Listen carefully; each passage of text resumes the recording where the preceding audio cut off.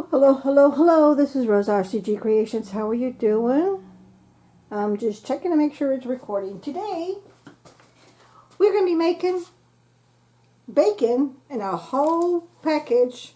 This is 2 pounds of kielbasa. This is from our local Sam's. And the one good thing is when you bake the entire thing all at one time, then you put it in a Ziploc freezer bag. I put mine in a paper towel because I like my bacon real extra crispy. Hubby likes them barely cooked. So I'm making that for both of us. And we just, whenever you want some, you just grab some. And then that's how we eat it. So all basically you're doing is you're taking the separated pieces and you're lining it on a piece of parchment on a cookie sheet. I like to leave them long. Sometimes I'll cut them if I need to save some space. Okay. And then paper parchment's going to move on you because you're moving with the food. Try to get it as close but not too close because they will stick to each other. But it's not a big deal when you just take it apart. And sometimes you need that extra space and sometimes you don't. And then sometimes I like to rearrange it so you get a more even feel. And you're going to bake this at a 400-degree oven for about, let me double check my book, but I can't right now because I got greasy hands. I'll double check my book and I'll put it as a pop-up for the time frame. I forget the time frame, but I have it written down. But I do know it's 400 degrees. So my oven is on, it's heating up. And when the timer comes off, I'll put it in the oven. Bake it. Some people, because I've done a lot of my research, and like anything else, one of the warnings I want to give everybody is do your own research, please. Do whatever it is you need. Go to the library, read some up on books, YouTube, Google, whatever, however you want to do it. Do your own research. That way you know what you're doing for yourself and for your family is the best that you have the knowledge that you found out about. So that one's going to go over there. Get my other one. I may need to get another cookie sheet. I've done this twice before, and hubby really enjoyed the fact that sometimes in the mornings when he just wants a little snack on his way into work, he was able to get a piece of bacon and 1 or 2 pieces, whatever he felt like, and it was ready with his morning juice. He likes to drink juice in the mornings. I don't drink juice, hardly any juice at all. Sometimes I do because I make my own cranberry juice and apple juice. But the only time I drink apple juice or orange juice is when I'm making a recipe that asks for the juice. Otherwise, I am not much of a juice drinker. I'll have it ever so often in a restaurant, but not a whole lot. But if he had his way, he would drink juice morning, day, and night. And too much juice is not good for you unless you make it yourself, because if you make it yourself, you control the sugar. And of course, if you do it from fresh fruit, like when you grow yourself, or you know it's like the organic stuff, then you know there's not a lot of preservatives in it. But, you know, all these manufacturers have to put preservatives because they need to have a long shelf life. They can make money, which they're in the business to make money. And there's nothing wrong with free commerce. That's what makes the world go around. So I'm going to continue doing this till they're all done. And put them in the oven. And I'll bring you back when they're all done and we'll do a taste test. That's my favorite part. We'll bring you back.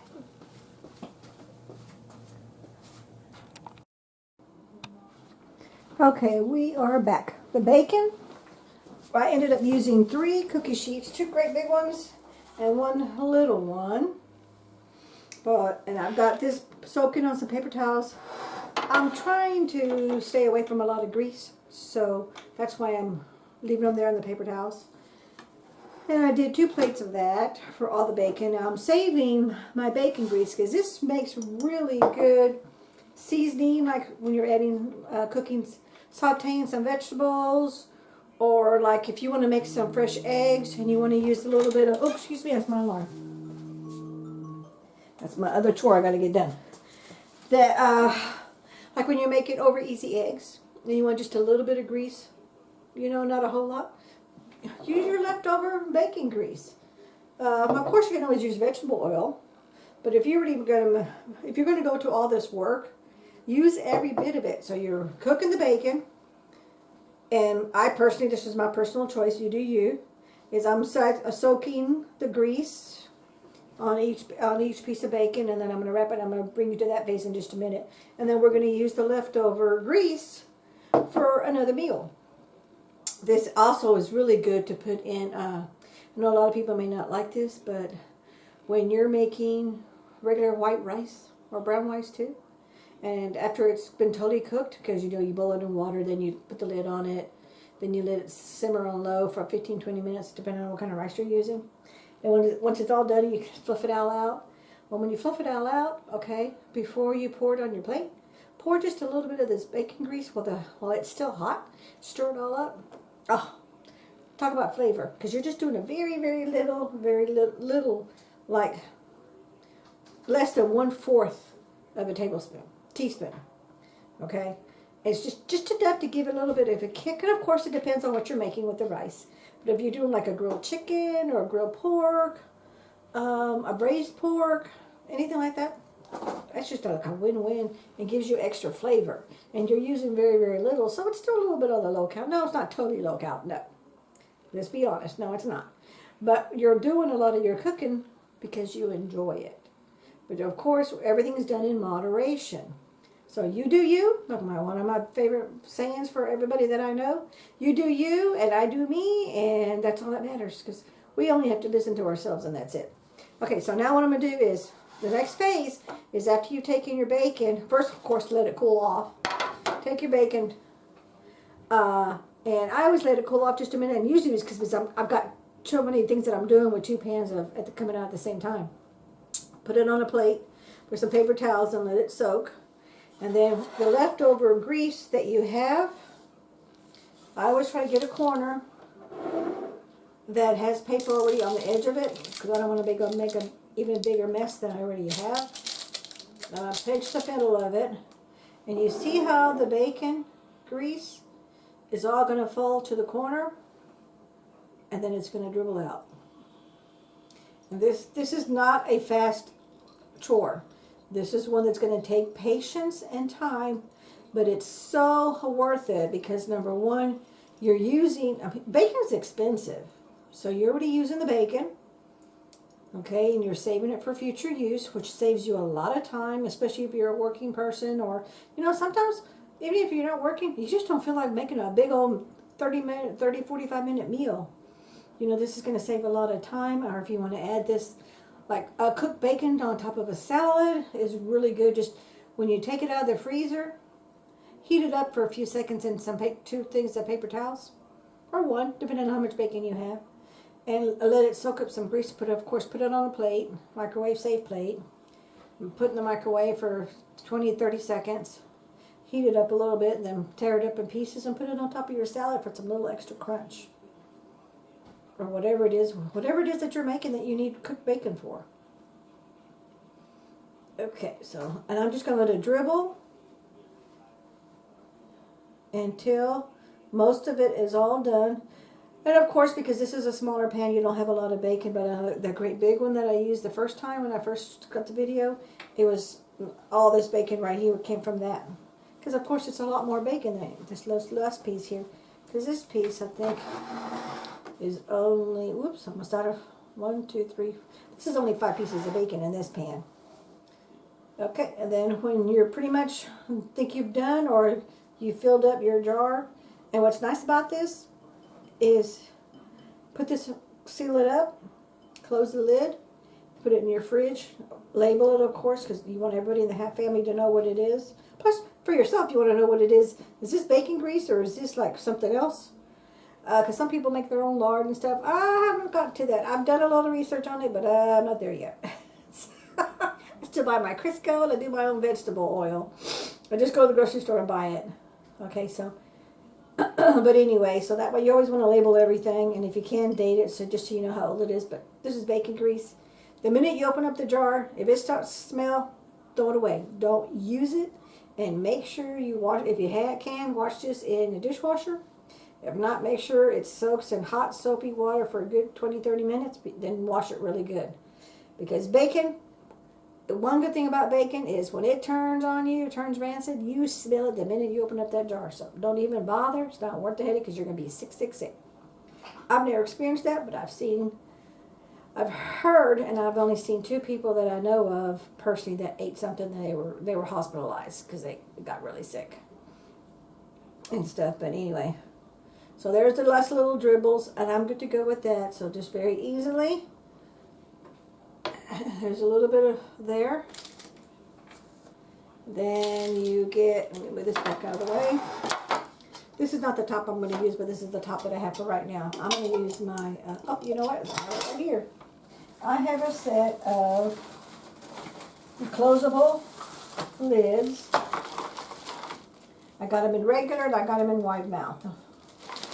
And these are the ones, I got this from Walmart. They come in a package, I think of 6 or 10, I forget. And these were given to me by a friend, but they're by ball. But these are made like for spices. But that's okay, because you know what? You use what you got. So I saved those until I absolutely need them. And then this is my lid that's going to stay in the fridge. And the reason I do that is because moisture and cold is going to rest the inside of your lid, your ring. This is your ring, I'm sorry. Okay, and this is your lid. And that's going to ruin your lid. So you're not going to be able to use it for anything. Because if they get rusty, they're no good. And you don't really want to have any kind of food with rusty lids. So I just keep these in the jar in the bag that I keep right here. Because this is where I always do most of my stuff. So now this is ready to go into the fridge. I didn't label it because I know it's such a little amount. I'm going to be using it pretty darn quick. Then, to not make a big mess, work slowly. And you see how the grease during the baking process saturated on your pan? But that's okay. And I'm doing this because this is a video. I'm doing a series for newbie people who have no idea what they're doing.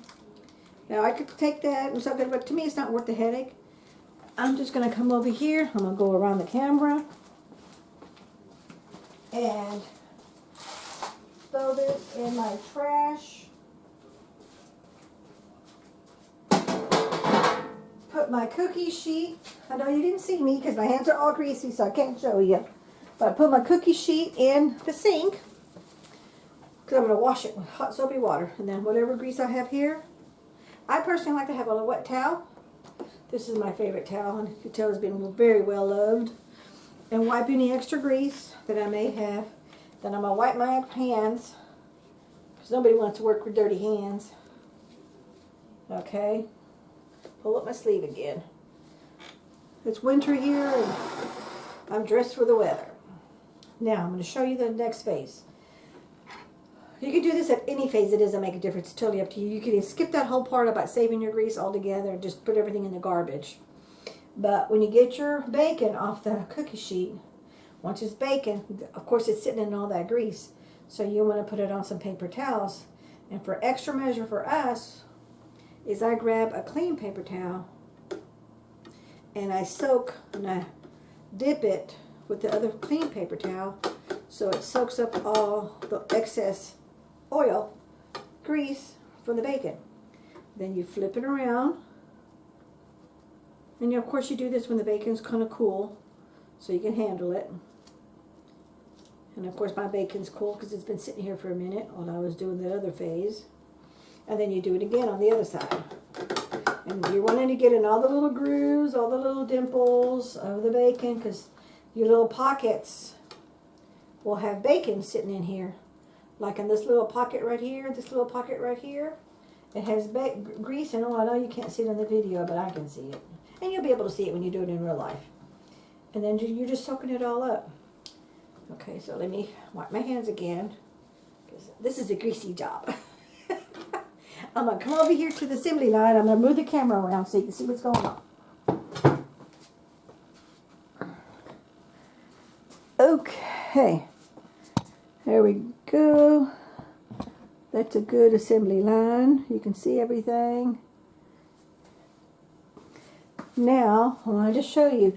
This is my bacon that I made my last batch. This is all I have left. It did get a little on the crunchy side, but it's still good. Okay? So you want to use your leftover bacon first. Now, because I like mine crunchy, I put mine in a separate bag from hubby's bag. Now, this is hubby's bag. I gave him some of mine that were not as crunchy. He likes his practically raw. See that? That's how he likes his. But he also cooks it again in the microwave when he gets ready to eat it, whenever what he's going to do with it. So this is his batch. And I just got a Ziploc bag that says cooked bacon. Quick and easy, nothing major. I've wrapped it in a paper towel. And he already knows the big one is his. And the small one's mine. But I'm not going to seal it up because I'm going to put this bacon that I just made in a separate baggie. Because my baggie's little, I'm going to cut my bacon with my fingers. I'm just going to break it apart. So it'll fit in my bag.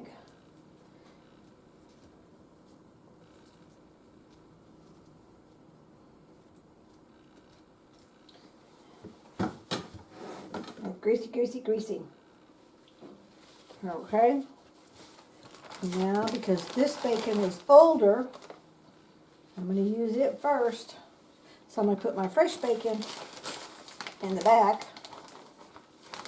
And then this bacon is what I'm going to use first. And to make it easy on myself, I always like to put the opening of my paper towel in the front. Because sometimes you're in a hurry.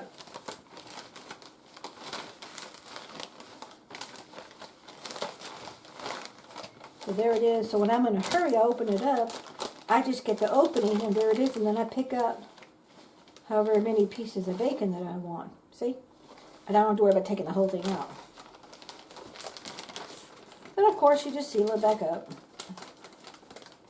Don't seal all the way. Squeeze all the excess air out of your baggie. And then you know it's sealed. I'll put it in here with his bacon.